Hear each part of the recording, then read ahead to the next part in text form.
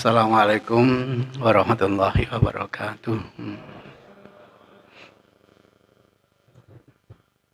Innal hamdalillah nahmaduhu wa nasta'inuhu wa nastaghfiruh wa na'udzu billahi min syururi anfusina wa min sayyiati a'malina. May yahdihillahu fala mudhillalah wa may yudlil fala hadiyalah. Wa nusalli wa nusallim ala hadan nabiyil karim wa ala alihi wa sahabatihi wa man ihtada bihadi ila yaumiddin, amma ba'du. Bapak Ibu, kita sering dengar istilah madhab. Bahkan kita sering ditanya, madhab ente apa? Kalau kita dulu pernah belajar ilmu shorof, ilmu perubahan kata-kata, madhab itu asalnya adalah dhahaba. Dhahaba yadhabu dhahaban wa huwa madhabun.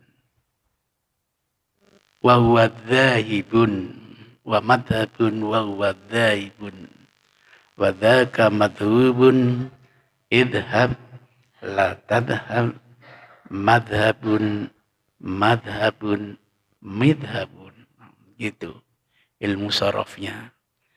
Dhaba yadhabu dhahaban wa madhaban wa huwa dhahibun wa dhaka madhubun idhab la tadhab madhabun madhabun madhabun. Itu ilmu sorof, perubahan dari fi'il madhi menjadi fi'il mudhari', isim masdar, isim fa'il, dan sebagainya. Dari uraian ini, kata madhab itu ada 3 sigot. Yang pertama merupakan isim masdar. Dhaba yadhabu dhahaban wa madhaban. Nah, madhab ini sigotnya merupakan isim masdar. Yang kedua, sigotnya itu merupakan isim makan, tempat. Wa madhaban, diulangi lagi. Wa madhaban itu adalah isim zaman. Oh, kalau begitu, kata madhab itu punya 3 sigot. Sigot yang pertama, isim masdar mimi. Yang kedua adalah isim makan, nama menunjukkan tempat.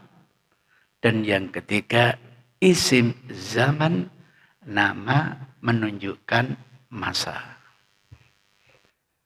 Maka kalau dhaba itu diartikan berpendapat, karena dhaba bisa berarti pergi, bisa berarti berpendapat, seperti kata ulama, dhahabal ulama'u anna abal basar huwa Adam.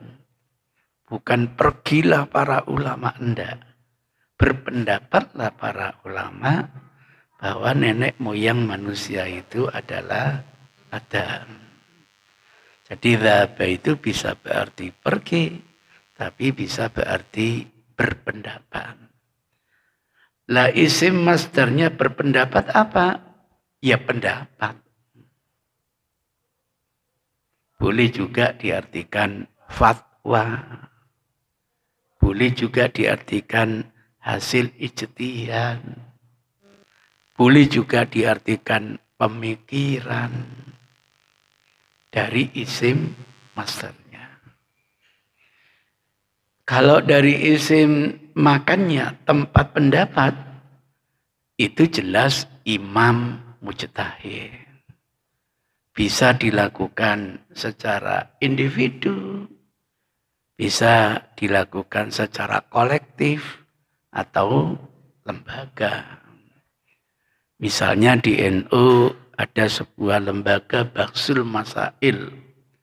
Lah ulama-ulama ini mengkaji, memberikan solusi hukum. Fatwanya itu dinamakan madhab. Madhabnya siapa? Madhabnya Lembaga Bahsul Masail. Muhammadiyah juga punya majelis tarjih. Kemudian mengeluarkan fatwa. Maka disebut fatwa itu madhabnya majelis tarjih. Gitu. Teman-teman Persis punya lembaga namanya Gayung Bersambut. Di lembaga ini permasalahan-permasalahan yang perlu ditarjihkan, diistimbat hukumkan, dibahas oleh para ulamanya. Akhirnya mengeluarkan keputusan. Nah, pendapat fatwa keputusan ini dinamakan madhab Gayung Bersambut. Kalau tempatnya itu misalnya Imam Syafi'i, maka madhab itu dinamakan madhab Imam Syafi'i. Berarti itu fatwa hasil ijtihadnya Imam Syafi'i. Madhab Malik berarti fatwa yang dihasilkan hasil ijtihadnya Imam Malik. Maka kalau saya ditanya, kemudian saya berupaya mencari hukumnya, keluarlah namanya entah nasihat, entah itu fatwa, entah itu pendapat. Karena yang ijtihad saya namanya madhab apa? Zainuddiniyah, gitu. Itu ceritanya. Lah SMA kan sudah selesai imam mujtahid, baik individu maupun kolektif. Isim zamannya apa? Isim yang menunjukkan waktunya apa? Setelah wafatnya Rasulullah. Maka ketika Rasul masih hidup, tidak ada madhab. Kenapa tidak ada madhab? Setiap permasalahan khilafiyah apapun, setelah dihadirkan di hadapan Rasul, tuntas masalahnya. Sudah tidak ada lagi yang berpikir menurut pendapat saya begini, tidak ada. Semua dirujuk kepada Rasul, tuntas di hadapan Rasulullah Sallallahu Alaihi Wasallam. Awalnya sahabat Umar bertengkar dengan sahabat Ammar. Bertengkar dalam pengertian berselisih pendapat, bukan jotos-jotosan. Nah, si Ammar ini walaupun mantan budaknya, dia paham kalau tayamum, kalau yang namanya orang junub itu wajib mandi jinabah. Tapi karena tidak ada air di padang pasir, solusinya mau sholat diganti tayamum. Benar sudah. Umar pun juga begitu. Orang yang jinabat itu wajib mandi jinabat. Tapi kalau tidak ada air, solusinya sama, diganti dengan tayamum. Cuma aplikasi tayamum ini dua sahabat ini beda. Versinya Ammar ya tayamum ya seperti tayamum ganti wudhu. Terima kasih. Darbatun lil wajhi wal kafaini. Tapi versinya Umar enggak. Umar itu orang cerdas. Tayamum ganti wudhu begitu. Oke, tapi kalau tayamum ganti mandi, ya gulung-gulung begitu. Itu ijtihad. Kalau terjadi setelah Rasul, jadi madhabnya Umar bin Khattab. Nah, ketika terjadi perselisihan begitu, keduanya menghadap Rasul, ternyata mohon maaf, yang dibenarkan itu pendapatnya Ammar bin Yasir. Itu ceritanya. Selesai sudah. Tidak ada lagi perselisihan. Oh berarti yang namanya tayamum baik untuk ganti wudhu maupun untuk ganti mandi jinabat sama saja. Nggak ada sudah. Tapi ketika Rasul wafat, kemana kita akan merujukkan permasalahan, khususnya yang dipersengketakan, yang diperselisihkan. Apalagi ketika para sahabat sudah disebarluaskan oleh Umar bin Khattab ke berbagai wilayah. Berapa ribu yang dikirim ke Cina, berapa ribu yang dikirim ke Yaman, berapa puluh ribu yang dikirim ke Mesir, berapa puluh ribu yang dikirim ke negeri Syam. Sehingga dengan tersebarnya sahabat, kan hadis itu nanti akan dibawa oleh sahabat masing-masing. Bukan mustahil ada sebuah hadis berkembang masyhur di negeri Syam, tapi tidak dikenal di negeri Mesir. Karena sahabat yang membawa hadis didelegasikan oleh Umar ke negeri Syam. Sehingga kalau sampean tahu bagaimana kiprah ulama mengadakan rehla fi thalabil hadis, tur wirawiri ke sana kemari untuk menghimpun hati. Pergi ke negeri Syam, dicoba menghimpun apa sih warisan intelektual dulu yang pernah diwariskan oleh Nabi, ditulis. Alhamdulillah, setelah saya dari situ pergi negeri lain, ke Yaman, pergi negeri lain, ke Maroko, begitu ulah ulama dulu itu untuk menghimpun sunnah Rasulullah Sallallahu Alaihi Wasallam.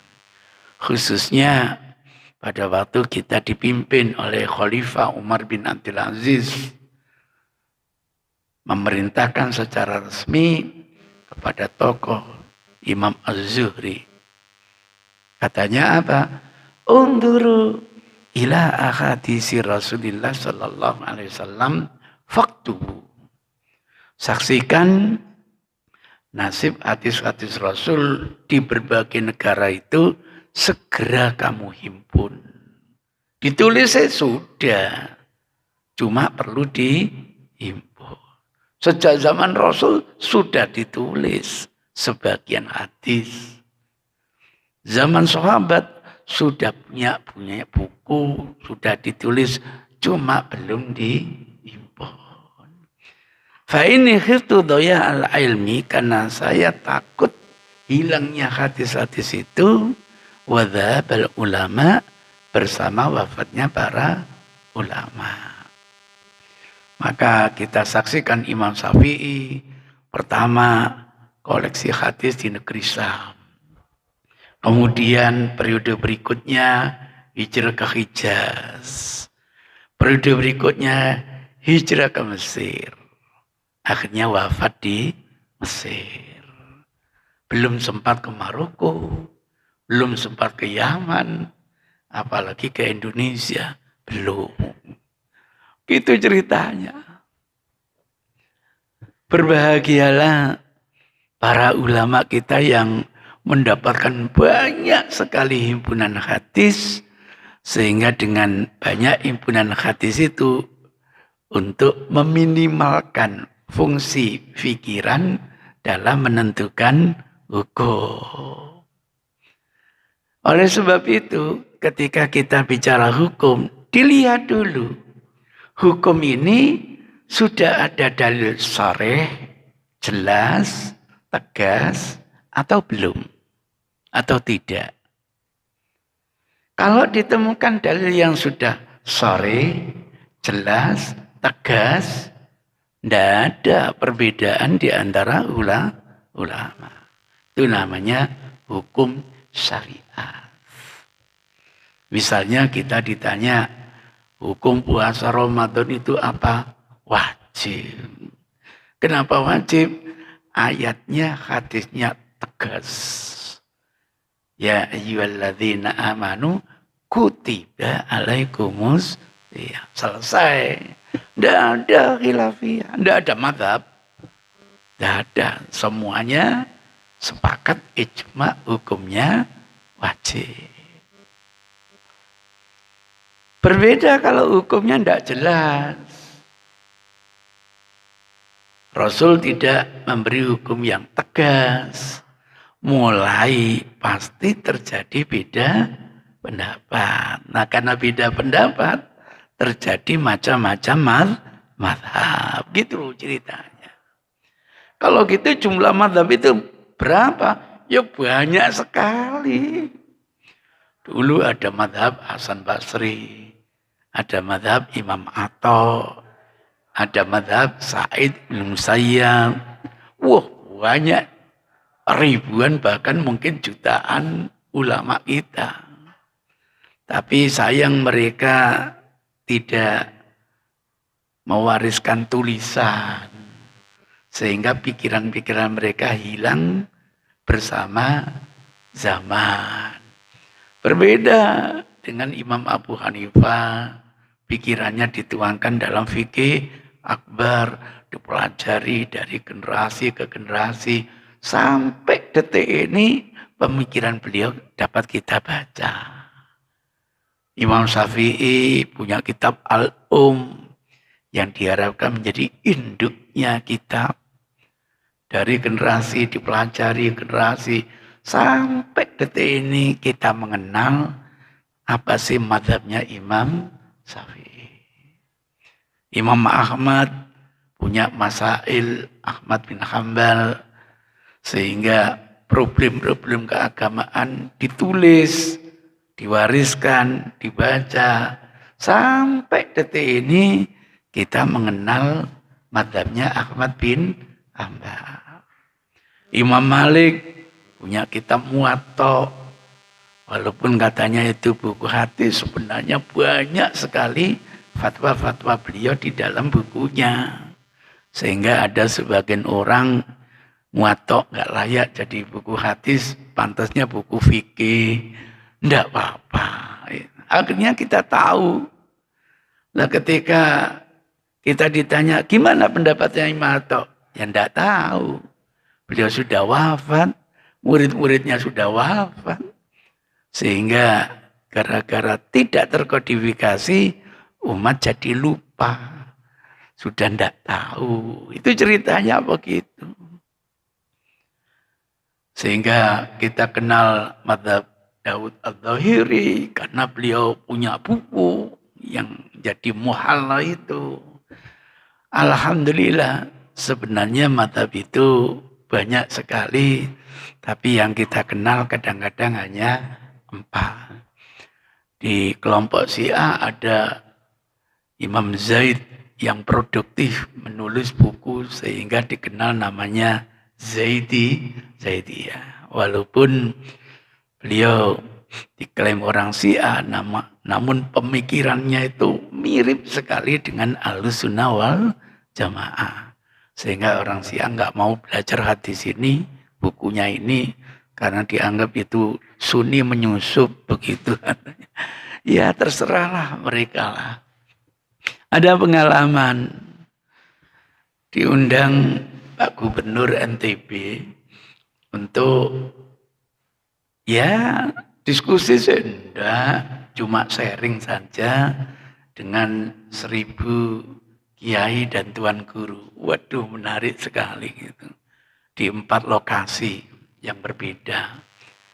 Di antara satu lokasi itu, kalau nggak salah diikuti hampir 300 kiai yang tuan guru itu, ada kelompok yang mempermasalahkan. Karena di NTB itu banyak sekali kasus. Kita ingin kasus-kasus itu bagaimana ke depan bisa persepsinya itu bisa disamakan begitu. Kalau bisa. Nah, di antara tuan guru itu ada yang mendoktrin umatnya wanita itu wajib sholat Jumat. Jadi selama ini kan yang kita kenal hanya laki-laki yang tidak punya udzur. Kalau laki-laki punya udzur, nanti selalu ada solusi. Entah udzurnya sakit, entah udzurnya bepergian, dan sebagainya. Tapi unik, saya tidak tahu, lupa wilayah mana itu. Tuan guru ini nyampaikan bahwa wanita itu wajib seperti laki-laki untuk melaksanakan sholat Jumat. Kalau kita mau cermat, pemikiran ini bukan hal baru. Dulu sudah ada dulu itu.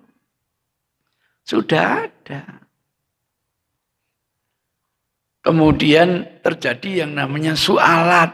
Sualat itu kayak debat begitu. Murosalah, tanya jawab. Akhirnya selesai. Dulu begitu. Kasus wanita jadi imam itu bukan hal baru. Dulu itu sudah muncul. Setelah itu terjadi yang namanya sualat, debat, selesai. Selesai sudah. Karena ini potensi untuk adu domba. Nah, orang-orang Yahudi memunculkan lagi. Tapi dikemas dengan lebih ilmiah. Sehingga Masya Allah banyak sekali yang cenderung kepada mazhab yang ini misalnya. Ketika saya datang, nggak wajar kita menyalahkan, harus tanya. Loh, kenapa kok wanita diwajibkan sholat apa? Jumat. Salah enggak Pak bertanya seperti itu? Enggak.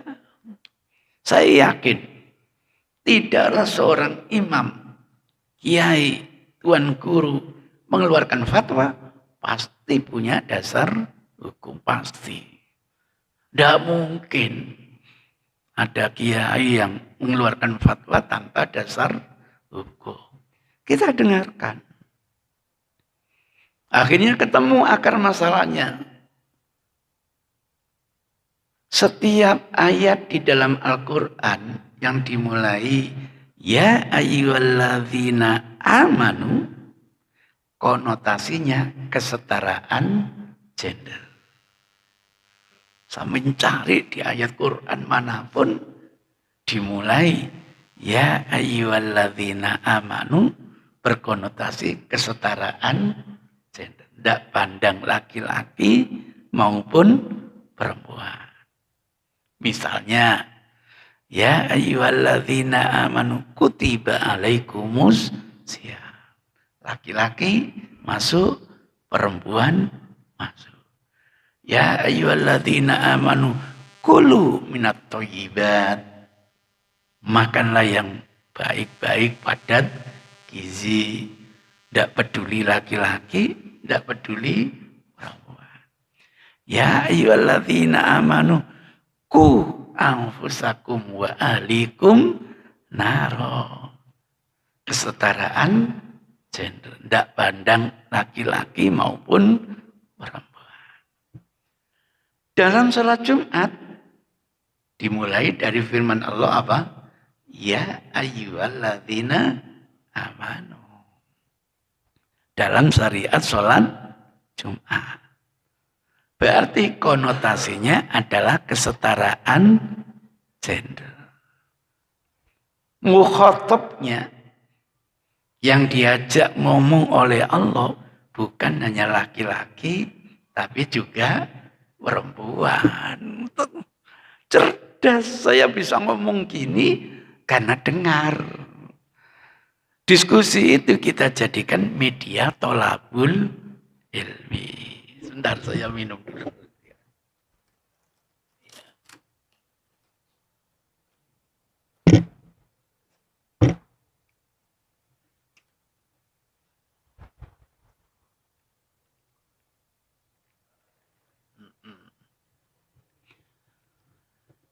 Kalau Al-Quran sudah memberi sinyal Jumat itu untuk laki-laki dan perempuan, nanti kok ada hadis yang membedakan? Kira-kira yang dimenangkan Qurannya atau hadisnya?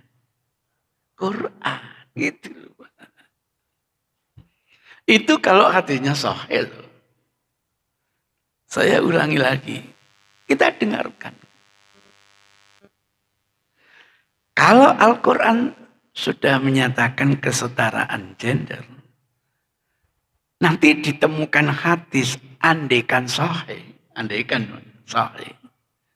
kok bertentangan dengan Al-Quran. Yang dikedepankan Qurannya atau hadisnya? Quran. Itu kalau hadisnya sahih. Dalam pandangan mereka, hadis yang membedakan laki-laki wajib, perempuan tidak, itu dhaif. Gitu loh. Dhaif. Kenapa dhaif? Karena di Abu Daud itu diceritakan Thariq bin Syihab mengatakan Rasul bersabda. Thariq bin Syihab ini orang Yaman. Memang pernah ketemu Rasul mungkin waktu haji. Tapi dalam penelitian tidak pernah meriwayatkan dari Rasul. Kalau gitu mungkotik terputus sanadnya. Kalau sanadnya terputus, hadisnya apa? Dhaif. Sudah hadisnya dhaif, bertentangan dengan Quran. Kira-kira yang dikedepankan apa? Quran. Ini pendapat sudah ada, dulu sudah ada, Pak. Itu ceritanya. Kita harus pandai mendengar. Siapa tahu ada ilmu orang lain yang lebih baik dari yang kita miliki.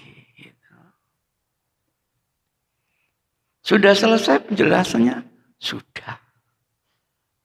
Nah kalau sudah selesai, kita diminta komentar, oke. Kita memang sepakat, ya ayyuhalladzina anamtu konotasinya kesetaraan gender. Betul. Buktinya 97 ayat dimulai ya ayyuhalladzina amanu selalu konotasinya kesetaraan gender. Permasalahannya, ada enggak kita nemukan dalam Quran sholat Jumat hukumnya wajib? Atau sholat Jumat hukumnya sunnah? Diajak mikir. Ada enggak dalil yang sharih? Dalil yang tegas. Kewajiban sholat Jumat atau sunnahnya sholat Jumat di dalam Quran. Diajak berpikir begitu. Jangan disalahkan. Marah orang disalahkan. Emosi. Kalau kesetaraan gender dalam puasa, tegas Allah mengatakan, ya ayyuhalladzina amanu kutiba alaikumus siyam. Tegas sudah. Itu pun nanti Rasul memberi pengkhususkan tidak wajib kok dalam kondisi haid. Jangan dikira hadis itu bertentangan dengan Quran dalam kondisi nifas. Jangan dianggap hadis itu bertentangan dengan Quran. Jangan sampai mengeluarkan fatwa kalian nifas tetap wajib puasa. Kenapa? Allah mewajibkan, andaikan ada hadis yang tidak mewajibkan, kuat mana? Tidak bisa. Gitu. Itu ceritanya. Mana? Dalil sharih, dalil tegas, kewajiban Jumat dalam Quran. Atau sunnah dalam Quran. Tidak ada. Yang ada perintah. Fas'au ila dzikrillah. Perintah. Lah menurut kaidah macam-macam gitu. Ada yang berkaidah asal perintah hukumnya wajib. Ada yang bilang perintah saja belum tentu wajib. Kecuali ada sanksi. Jadi ulama berbeda-beda. Nah, karena berbeda, ini bukan hukum syariat, tapi hukum apa? Ijtihad. Bahasa kita fikih itu. Dari fakihah, upaya memahami kehendak Allah, kehendak Rasul. Apakah perintah ini menjurus ke wajib, atau menjurus ke sunnah, atau mungkin menjurus ke mubah. Seperti perintah Allah, kulu wasrobu, perintah. Kira-kira wajib atau sunnah atau mubah? Dikatakan wajib, kok nggak ada sanksinya. Dikatakan sunnah, kok koyok kita suruh makan terus. Wis mubah aja, bahkan makan bandak, terserah. Itu ceritanya begitu. Karena ndak sare, ndak tegas, ndak jelas. Sehingga kesetaraannya di mana? Di haknya. Tapi syariatnya nanti Rasul yang beda. Kalau gitu perempuan punya hak untuk mengikuti sholat Jumat. Laki-laki punya hak mengikuti sholat Jumat. Ada kesetaraan. Tapi jenis zatnya ini dibedakan oleh Rasul. Haknya laki-laki yang tidak punya udzur jadi wajib. Lah haknya perempuan yang tidak punya udzur jadi sunnah. Itu Rasul yang menjelaskan. Tanpa penjelasan Rasul kita gagal paham. Nah, kebetulan hadis itu kan sudah dikatakan sendiri oleh Abu Daud. Thariq bin Shihab sahabat. Nah, kalau Thariq bin Shihab itu sahabat, katakanlah dalam penelitian tidak pernah meriwayatkan hadis, tidak apa-apa. Terputus, benar. Tapi istilahnya mursal sahabi. Dan semua hadis mursal sahabi bisa dijadikan sumber hukum. Gitu. Karena tidak ada sahabat yang dusta kepada Rasul. Bohong terhadap Rasul tidak pernah. Tapi kalau penelitian hadis ini dilanjutkan, ternyata bukan hanya Abu Dawud yang mengeluarkan hadis ini. Hakim juga mengeluarkan hadis yang persis sama. Cuma jalurnya dari Thariq bin Shihab, dari Abu Musa al-Asy'ari, dari Rasulullah. Oh, kalau begitu Thariq itu dapat dari gurunya namanya Abu Musa al-Asy'ari. Lah Abu Musa al-Asy'ari pernah didelegasikan Rasul dari Madinah ke negeri Yaman. Selesai sudah. Maka hadis itu bukan lagi dhaif, tapi hadis itu betul sahih. Berapa kali kita ingatkan, kalau hadisnya sahih, jangan coba-coba dibenturkan dengan Quran. Sama-sama wahyu, harus disejajarkan. Caranya, fahamlah kita. Hak laki-laki perempuan Jumatan sama. Tapi nilai haknya itu, bagi laki-laki yang tidak punya udzur hukumnya wajib. Bagi perempuan yang tidak punya udzur hukumnya apa? Sunnah. Ngeyel mas ya.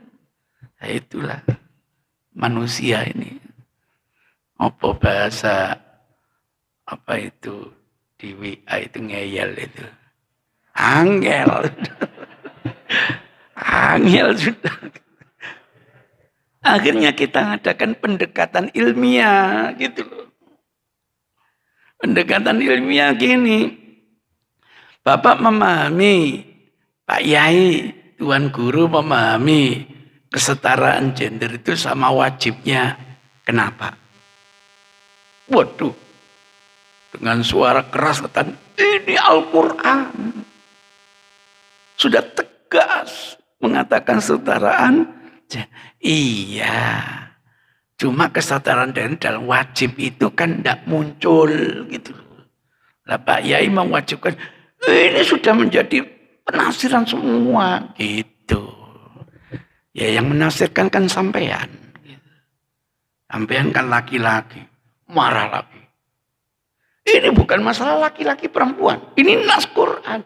Iya, tapi yang menerjemahkan kan sampean, laki-laki. Memangnya kenapa kalau saya perempuan? Wah, bagus. Andaikan sampean perempuan menafsirkan hukumnya wajib laki-laki perempuan, kasihan sampean. Kasihannya di mana? Sampean melahirkan anak perempuan ya Bu ya. Anak. Selama 40 hari masa nifas habis. Sampean diwajibkan Jumatan. Bisa enggak? Jawabannya, kenapa enggak bisa? Ya, karena sampean laki-laki. Sekarang sampean berperan sebagai perempuan. Bisa enggak sampean? Ya kenapa enggak bisa? Loh, kalau sampean perempuan punya anak usia 40 hari disuruh membawa ke masjid, apa bisa? Bawa anak usia 40 hari itu enggak gampang loh, Pak. Memang dimasukkan kresek terus ditenteng gitu. Enggak, bawa apa kira-kira? Susunya, termosnya, popoknya. Terus anak dengan popoknya dibawa ke masjid, ditaruh di mana? Diajak berpikir. Jawabannya menarik. Ya dititipkan. Titipkan sama siapa? Semua laki-laki perempuan wajib Jumat. Bingung lagi. Orang kalau nggak dibuat bingung itu fanatik. Itu ceritanya. Udah paham namanya. Jadi perlunya hadis ini untuk kita mendapatkan furqan. Walaupun kesetaraan gender haknya sama, laki-laki punya otoritas diwajibkan oleh Rasul. Kalau tidak punya udzur, perempuan tidak wajib. Saya kasih gambaran Pak Yai, Tuan Guru, sampean wanita toh? Enggak lagi, misalnya gitu. Sampean janda. Kemudian sampean hidup di hutan belantara kayak zaman Rasul dulu. Terus sampean diwajibkan Jumatan, tidak punya mahram. Berani sampean? Mikir-mikir. Sampean berani nekat pergi ke masjid, belum sampai masjid dimakan serigala. Siapa serigalanya? Pak Sinudin. Dulu begitu. Kultur awal jahiliyah itu begitu. Punya anak perempuan tuh ngerepoti sudah. Punya anak laki-laki lumayan. Kemana-mana dipersenjatai, Pak. Jadi yang namanya pedang itu aksesoris. Hobinya orang jahiliyah perang. Kalau nanti sudah kalah, masih hidup, jadi tawanan. Otomatis statusnya jadi hamba sahaya. Orang hebat zaman dulu itu. Pertanyaannya, piro hamba sahaya? Makin banyak hamba sahaya, makin hebat. Sama dengan kiai dulu ditanya, hebat itu apa? Piro santrimu?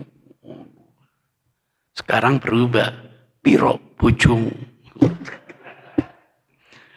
Kalau bojone siji gak pantas jadi kiai.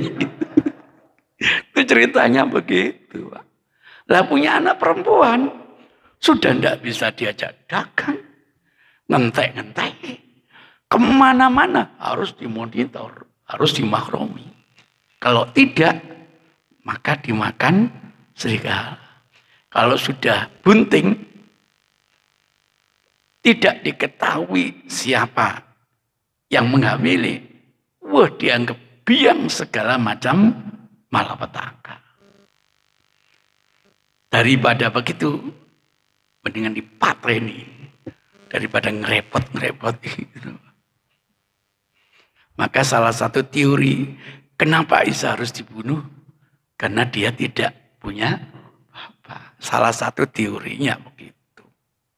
Teori yang lain sebagai penebus dosa. Bahagialah, sampean berdosa apapun sudah ditebus. Itu ceritanya, Pak.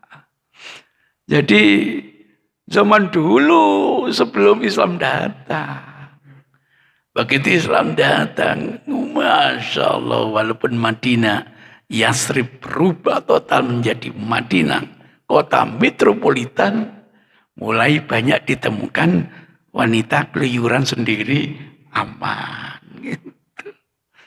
Maka nanti muncul bimbingan Rasulullah yang lain. Maka diskusi apakah wanita bepergian wajib dimahromi jadi problem. Itu ceritanya. Jadi kalau Pak Yai janda zaman Rasul di hutan belantara diwajibkan Jumat, belum sampai ke masjid dimakan apa? Serigala, Pak. Iya, bener juga sampai. Nah, sudah kita akhiri. Mari Pak Gubernur kita pindah ke tempat lain gitu. Itu ceritanya begitu. Seneng kita diskusi. Diskusi bukan cari menang kalah. Tapi diskusi dalam rangka ingin menambah ilmu.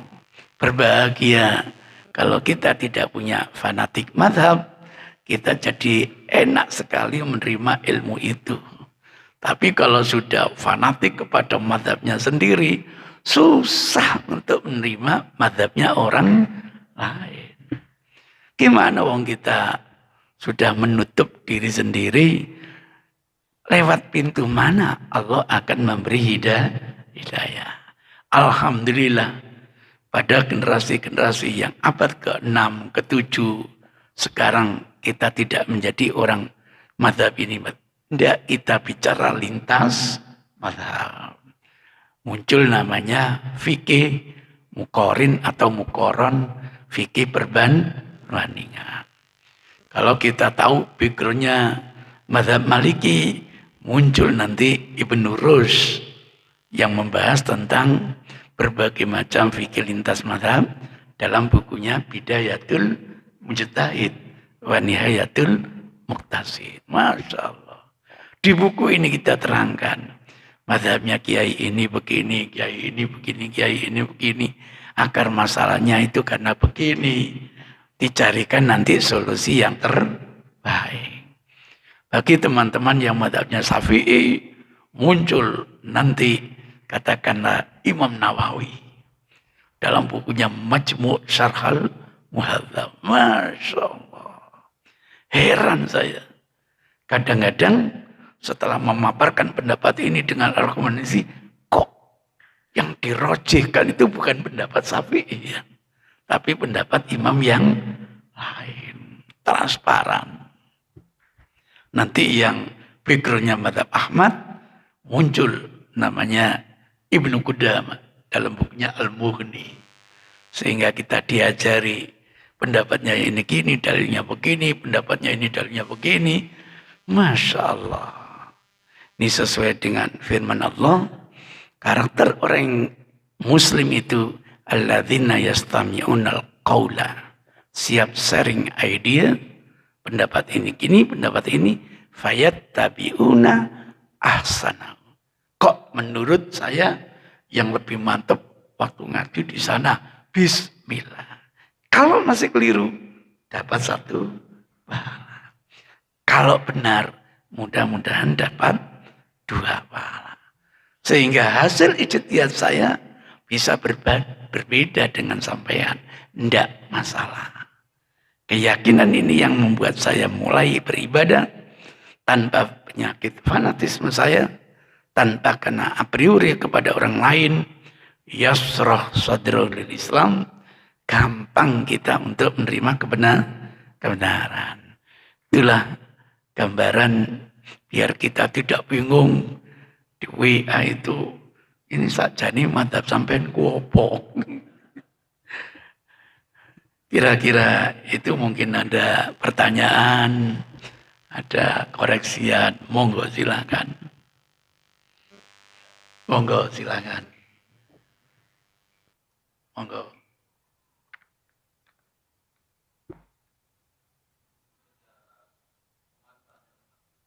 Monggo.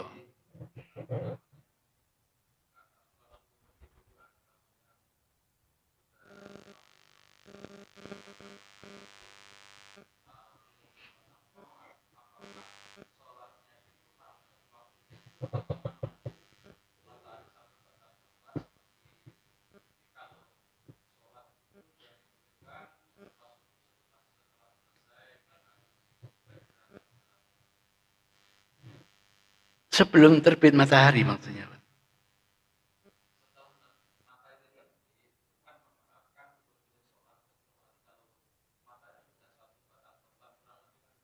Oh, terima kasih. Nggih. Jadi begini, Pak. Hadisnya Rasul, siapa yang tertidur dari sholat, terlupakan dari sholat, untuk segera sholat ketika dia ingat. Kan begitu ya, Pak ya. Ingatnya itu ya mungkin sadar, mungkin itu terbangun, kan begitu ya, Pak ya. Itu hadisnya begitu. Ada kasus orang ketiduran. Begitu terbit matahari, baru bangkit. Kan gitu ya, Pak ya. Apa yang dia lakukan? Sederhana, Pak. Waktu yang dilarang itu kan setelah salat subuh sampai terbitnya matahari. Adapun waktu sampai di atas sejenak tombak itu waktu ikhtiyat. Waktu kehati-hatian. Setombak itu berapa derajat, Pak? Ya enggak tahu ditaruh mana tombaknya gitu. Iya enggak tahu, Pak. Kalau tombaknya ditaruh ufuk paling sekian detik, Pak. Kalau tombaknya ditaruh gini, udah ukur, Pak. Jadi relatif itu namanya, Pak. Namanya ikhtiyat kehati-hatian bahwa matahari betul-betul sudah terbit. Karena apa? Saya pernah belajar ilmu orang yang ngerti falak itu. Jadi larangan itu bukan hanya waktu subuh sampai terbitnya fajar, Pak. Prosesi fajar, prosesi terbit itu juga dilarang. Sama dengan prosesi matahari tenggelam. Sehingga adzan maghrib itu harus yakin matahari betul-betul tenggelam. Itu ceritanya. Hingga kalau bangunnya pas matahari terbit, ya tunggu wong proses matahari itu di Indonesia paling lama 5 menit. Pak. Jadi berkisar antara 1 menit sampai 4 menit, paling lama 5 menit. Tergantung posisi matahari. Kalau posisi matahari pas berkulminasi bisa mendekati 5 menit. Tapi kalau posisi matahari condong ke kanan, sekarang condong ke kiri, itu bisa malah 3 menit, begitu, Pak. Makin menjauhi khatulistiwa, makin cepat, istilahnya begitu. Jadi kalau bangunnya kita yakini pas matahari sedang terbit, maka tunggulah kira-kira 5 menit. Tapi kalau matahari sudah di atas ufuk, suruk itu, Pak, maka boleh kita langsung menjalani gitu. Itu ceritanya begitu karena waktu terlarang sudah hilang, lewat. Nah kasusnya kebetulan Nabi dulu tertidur matahari sudah tinggi gitu loh, Pak, kasusnya gitu. Jadi matahari sudah tinggi, akhirnya para sahabat dibangunkan karena teriknya matahari. Setelah bangun baru melaksanakan sholat subuh secara qadhaan. Gitu, Pak. Jadi sholat itu ada 2. Adaan dengan apa? Qadhaan. Bukan mengqadha sholat. Enggak. Dilaksanakan secara ada, dilaksanakan secara qadha. Maksudnya apa? Kalau ada itu waktu yang ditentukan oleh Allah dan Rasul, yang nanti dijelaskan waktu subuh, mulai ini sampai ini, itu namanya ada. Lah qadha itu adalah habisnya waktu yang ditentukan. Ini waktu qadha. Itu ceritanya begitu. Maka di syariat Islam itu hanya ada 2 qadha. Kalau enggak qadha jamak takdim, ya jamak takhir.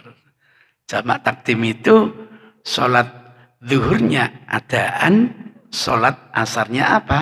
Qadhaan. Jamak takhir juga begitu. Asarnya itu adaan, zuhurnya adalah qadhaan. Enggak ada jamak rangkep, enggak ada. Zuhur, asar, maghrib, isya, subuh, amat jadi satu, enggak ada. Kecuali di Sidoarjo. Sidoarjo itu ada fatwa, Pak Yai boleh jamak rangkap. Apa maksudnya? Subuh, zuhur, asar, maghrib sekalian gitu. Enggak apa-apa. Gitu. Terkejut saya. Kok enggak apa-apa? Saya tanyakan, Pak Yai, betul fatwa itu? Iya. Kok enggak apa-apa, Pak? Timbangannya enggak sholat. Ngono. Waduh. Jadi pertimbangannya enggak sholat. Nah, gitu. Gara-gara ada sepak bola itu loh, Pak. Gitu. Iku nih gak perginya koyo ngono, gak nututi ngono, Pak. Mulai nih jam 11, Pak. Jadi budal sebelum subuh, pulangnya jam 11. Sebelum masuk sholat subuh, nanti ada duhur gak iso. Nah, sholat duhur 2 rakaat, asar dikosor 2 rakaat, duhurnya 2 rakaat, asarnya 2 rakaat, maghribnya 3 rakaat, isya sisan 2 rakaat. Jadi mulai jam 11 malam kari turuni gitu. Masya Allah. Gitu. Itu ceritanya gitu, Pak. Jadi kalau ada waktu terlarang akan lebih baik dihindari. Adapun pendapat tunggu sampai matahari itu setinggi 1 rumhun, 1 tombak, itu dianggap ikhtiyat, waktu kehati-hatian. Sampai bisa bayangkan kalau di Madinah dikelilingi oleh gunung-gunung, Mbak. Itu untuk meyakini matahari sudah di atas UFO itu nggak gampang. Sama dengan meyakini matahari tenggelam nggak gampang.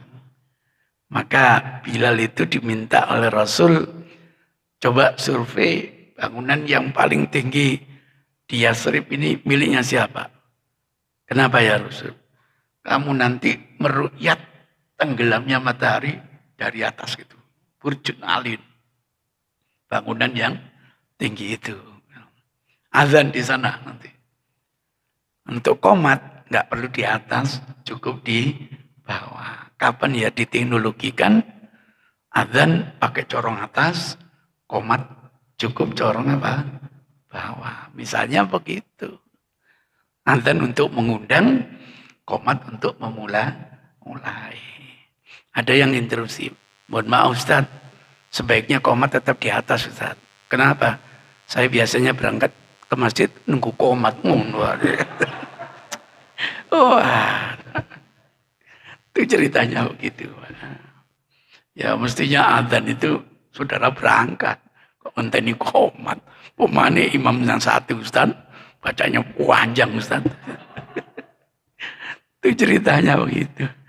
Demikian kurang lebihnya mohon maaf. Rabbana atina fid dunya hasanah wa fil akhirati hasanah wa qina adzabannar. Wa sallallahu ala Muhammadin nabiyil ummi wa ala alihi washabihi wasallam. Walhamdulillahi rabbil alamin. Billahi hidayah wa taufik.